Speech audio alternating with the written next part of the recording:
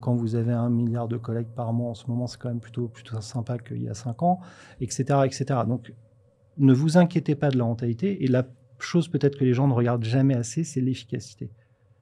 Je l'ai dit tout à l'heure, on est 850. Tu as une banque avec 850 personnes qui gèrent 65 milliards et 4,5 millions de clients. Alors, on En gère fait, ton pas tout bien. obsession, c'est vraiment l'efficacité Mais pour oui, mais éviter c'est que la base de derrière... notre modèle. Enfin, moi, en tout cas, je considère que dans la banque en ligne, le vrai modèle et la chose qu'il faut regarder en premier, c'est cette partie-là, comparativement à d'autres. Après, évidemment, on est tous pareils, on aimerait avoir plus de revenus. Hein. Je vous rassure, moi aussi, j'y pense tout le temps. Hein. Mais la réalité de départ, c'est celle-là.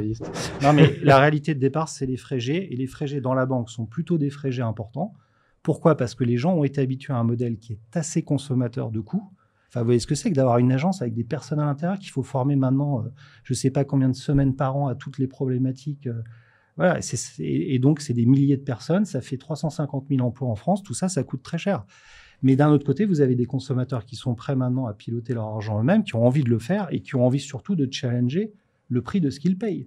Enfin, encore une fois, les banquiers, ils étaient il y a une semaine à Bercy pour parler du bouclier et personne n'a remercié les banquiers de faire 0% d'augmentation cette année.